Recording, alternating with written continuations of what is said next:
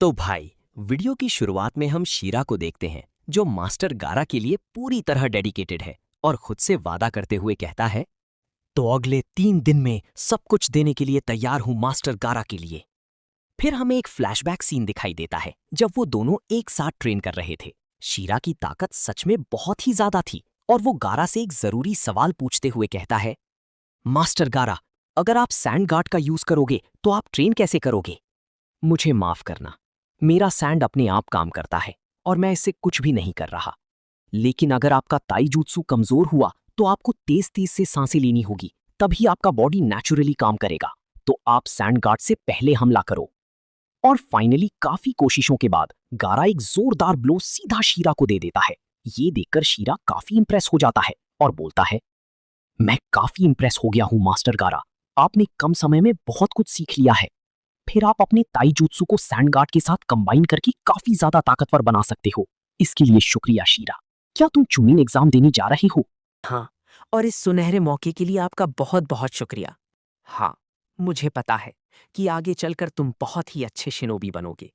उसके बाद सीन सीधे प्रेजेंट में शिफ्ट होता है, जहां शीरा अपने टीममेट्स के साथ खड़ा सोच में डूबा था और कहता है, हमें बस खुद का नहीं सोचना है। मैं चाहता हूं कि सभी सैंड शिनोबी इस एग्जाम में पास हो जाएं, तब जाकर मैं मास्टर गारा का कर्ज उतार पाऊंगा। शीरा, जब तुम अपना मन बना लेते हो तो तुम किसी की भी नहीं सुनते। मैं उनके एक्सपेक्टेशन पर खरा उतरना चाहता हूं। वहीं दूसरी तरफ टेन इस नए एग्जाम के रूल्स को लेकर थोड़ी हैरान थी और पूछती है, वैसे ये चूनिन एग्जाम पहले से काफी छोटा है, राइट? अगर सिंपल कहूं तो ये प्लेस बहुत ही ज्यादा खतरनाक हो सकता है। जब धूप निकलता है तो डेजर्ट बहुत ही ज्यादा गर्म हो जाता है, इधर उधर जाना बहुत ही मुश्किल हो जाएगा। लेकिन फिर भी हमारा गोल है वो दोनों स्क्रोल लेना। टेंटेन कहती है कि ये करने के लिए हमें दूसरी टीमों से बैटल तो करना ही पड़ेगा, लेकिन हम बिना किसी प्लान के किसी से भी नहीं भिड़ सकते। कल रात जो भी हुआ उससे मुझे बहुत कुछ पता चला। मेरे हिसाब से वो शीरा जिसने ली के पैर को रोक लिया था, और फिर वो लड़की जो वाटरफॉल से है। बाकी टीम से हमें कोई दिक्कत नहीं होना चाहिए। तुम बहुत ही कमाल के हो नेजी, तुमने ये प्लान भी बना लिया। तो हमें बस स्ट्रॉन्ग टीम से दूर रहना होगा और वीक वाले को पकड़ना होगा। लेकिन रॉक ली को ये आइडिया बिल्कुल पसंद नहीं आता, क्योंकि ये चीज उसके शिनोबी एथिक्स के सख्त खिलाफ थी। मुझे पता था कि तुम ऐसा ही कहोगे, लेकिन हमने 2 साल इसके लिए इंतजार किया है। तो क्या तुम फेल होना चाहते हो? लेकिन फिर भी ली के दिल को ये बात ग्वारा नहीं थी, क्योंकि वो तो सीधी शीरा से ही भिड़कर अपनी ताकत आजमाना चाहता था। खैर, थोड़ी देर बाद आसमान में सबको सिग्नल दिखाई देता है, जिसका मतलब था एग्जाम शुरू। अब होना क्या था, सभी टीमें वहां से पूरी स्पीड में निकल जाती हैं।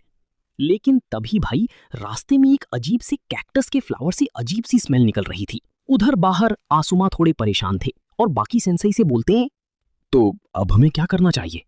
उन्होंने हमें डीमन डेजर्ट जाने से मना किया है। तभी पीछे से गाय सेंसे पूरे जोश में एंट्री मारते हैं और कहते हैं, हे, मेरे पास लेडी सुनाड़े का मैसेज है। तो इंटेल के हिसाब से बहुत सारे लोग जो गारा को खत्म करना चाहते हैं वो वहां पर होंगे। ऊपर से सुपरवाइजर को गारा ने मना कर दिया है आने के लिए, तो वो खुद प्रॉक्टर बनकर सुपरवाइज करेगा। गाय सेंसे आगे लेडी सुनाड़े की वो गंभीर बात सबको बताते हैं, जिसमें उन्होंने कहा था, इसमें कोई शक नहीं कि अगर गारा अपने आप को चारा बनाएगा तो बहुत ही ज्यादा खतरा हो सकता है। सिर्फ गारा के लिए नहीं, पूरे लीफ विलेज के लिए भी। तो अगर गारा को कुछ भी हुआ तो हमारा हिडन सैंड के साथ रिलेशन बिगड़ सकता है। गाय, कुरुनाई, आसुमा, तुम लोग डीमन डेजर्ट छिप कर जाओ और साथ में गारा की जान को भी बचाओ। ये ऑर्डर सुनते ही तीनों सेंसे तुरंत तैयार हो जाते हैं, क्योंकि अब मामला काजे कागे की जान बचाने का था। वो लोग भी तुरंत डेजर्ट की तरफ निकल पड़ते हैं। उधर शीरा की टीम में जो एक छोटी लड़की थी, वो अपना एक खास जुत्सु यूज करती है, जिससे वो बहुत दूर तक देख सकती थी। तभी उसे नेजी की टीम दिखाई देती है, जो तेजी से आगे बढ़ रही थी, और कुछ सैंड शिनोबी भी उनके आसपास ही थे। ये देखकर शीरा तुरंत ऑर्डर देता है, सैंड की टीम को तुरंत मैसेज भेजो कि लीफ से दूर रहें। वो छोटी लड़की तुरंत उन सैंड शिनोबियों को रुकने का सिग्नल दे देती है और वो लोग रास्ता बदल लेते हैं। इधर बेचारी टीम नेजी लगातार दौड़ते दौड़ते बुरी तरह थक चुके थे और उन्हें पूरे रेगिस्तान में एक भी दुश्मन टीम दिखाई नहीं दे रही थी। उन्हें समझ ही नहीं आ रहा था कि आखिर सब गायब कहाँ हो गए। तभी अचानक ली उन दोनों को आवाज देता है और जब वो पास जाकर देखते हैं तो वहां रेत में एक कुनाई पड़ा हुआ था।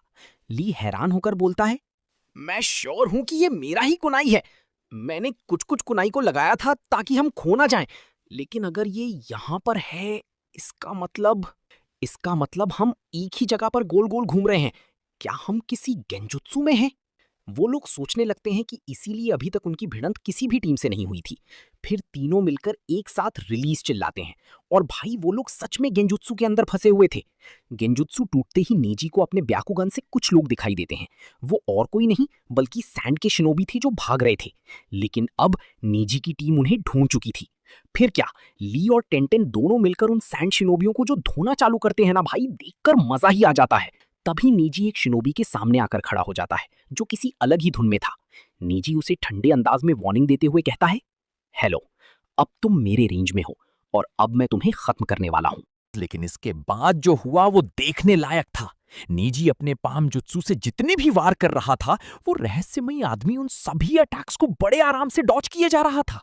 ली और टेंटेन ये देखकर पूरी तरह शॉक हो जाते हैं।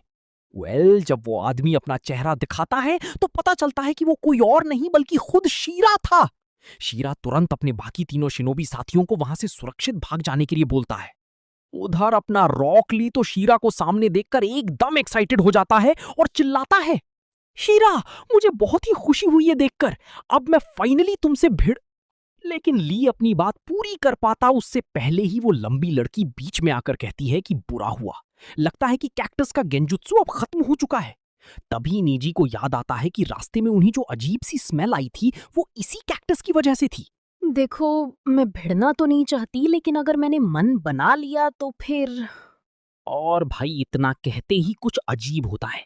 टीम नेजी के पैर तो जैसे जमीन से चिपक जाते हैं और हिलने का नाम ही नहीं ले रहे थे। सब कंफ्यूज थे कि आखिर ये हो क्या रहा है। थोड़ी देर बाद जब वो लड़की अपना जुत्सु रिलीज करती है तो शीरा बहुत ही शांत लहजे में कहता है, देखो, मेरे पास उतना टाइम नहीं है तुम लोगों से बहस करने का। प्लीज शीरा, तुम मुझसे बैटल करना क्यों नहीं चाहते? तुम बहुत ही ताकतवर हो, ये मुझे उसी दिन समझ आ गया था और इसलिए मैं तुमसे भिड़ना नहीं चाहता, वरना हम दोनों में से कोई एक घायल हो सकता है। एक शिनोबी कभी बैटल से पीछे नहीं हटता। देखो, हमारे पास और भी काम है, मैं बाकी लोगों को पास करवाना चाहता हूँ। ये अनोखी बात सुनकर टेंटेन पूरी तरह हैरान हो जाती है और पूछती है कि भला वो दुश्मनों को पास क्यों करवाना चाहता है। तो शीरा चलते चलते कहता है कि फालतू सवाल पूछने के बजाय तुम्हें अपनी फिक्र करनी चाहिए, और इतना कहकर वो लोग वहां से निकल जाते हैं। लेकिन तभी अचानक वहां की रेत अपने आप अजीब तरीके से हिलने लग जाती है। नेजी उस सिचुएशन को भांपते हुए कहता है, हिलना बंद करो। वैसे पिछली रात वो भी मेरे जैसा लीफ के स्ट्रेंथ को एनालाइज कर रहा था, और इतना ही नहीं, वो बाकी लोगों की भी मदद कर रहा है। उसने ये ऑर्डर दिया होगा कि कोई भी हमसे ना भिड़े। ली उसकी इस प्लानिंग से काफी इंप्रेस होकर बोलता है, इसलिए हमें कोई भी टीम नहीं मिल रही, और वो बहुत ही ज्यादा स्मार्ट है। ली, ये इम्प्रेस होने का टाइम नहीं है। हे, क्या तुम्हें कोई आवाज सुनाई दे रहा है? और भाई, इससे पहले कि वो कुछ समझ पाते, पैर के नीचे की जमीन धंस जाती है और वो लोग एक गहरे क्विकसैंड रेतीली खाई के अंदर धंसते चले जाते हैं। वो लोग पूरी तरह फंस चुके थे और बाहर जाने का कोई रास्ता नहीं दिख रहा था। लेकिन तभी अपना रॉकली ऐन मौके पर अपने सेकंड गेट को ओपन कर देता है और अपनी पूरी ताकत से सबको बाहर खींच लेता है। वहीं दूसरी तरफ शीरा अपनी चाल कामयाब होते देख तसल्ली से कहता है, क्या सभी लोग यहां पर आ गए? हमने उनका ठिकाना लगा दिया है। एग्जाम खत्म होने से पहले वो लोग नहीं आ पाएंगे। तभी उसके साथ खड़ा वो दूसरा सैंड शिनोबी कमीनी मुस्कान के साथ कहता है कि अच्छा, ऐसा है, फिर तो बहुत ही बढ़िया हुआ। वो सैंड शिनोबी अचानक अपने हथियार निकाल लेते हैं और शीरा पर ही हमला करने के लिए तैयार हो जाते हैं। ये देखकर शीरा पूरी तरह कंफ्यूज हो जाता है और पूछता है कि तुम लोग अपनों के साथ ऐसा क्यों कर रहे हो? तो वो सैंड शिनोबी एक दुष्ट हंसी हंसते हुए बोलता है, इसका जवाब बहुत ही आसान है शीरा, क्योंकि तुम हमें बिल्कुल भी नहीं पसंद। वो कहते हैं कि शीरा अभी कल का आया हुआ शिनोबी है, पर मास्टर गारा उसे सबसे ज्यादा पसंद करते हैं, और इसी जलन में वो सब मिलकर शीरा और उसकी टीम पर जानलेवा हमला कर देते हैं। शीरा अपनों पर हाथ नहीं उठाना चाहता था, इसलिए वो बस बच रहा था। हालांकि शीरा की टीम की वो विजन वाली लड़की काफी स्मार्ट थी और वो सारे अटैक्स को बड़े आराम से डॉज कर रही थी। तभी अचानक एक दुश्मन शिनोबी एक खास टूल दिखाता है, और भाई देखते ही देखते वहां एक बहुत ही तेज आंखों को चौंधिया देने वाली रोशनी चमकने लगती है। इस तेज लाइट की वजह से उस विजन वाली लड़की की आंखों में भयंकर दर्द होने लगता है और वो बेबस हो जाती है। अब वो सारे गद्दार शिनोबी मिलकर शीरा पर आखिरी वार करने के लिए एक साथ ढेर सारे कुनाई फेंक देते हैं।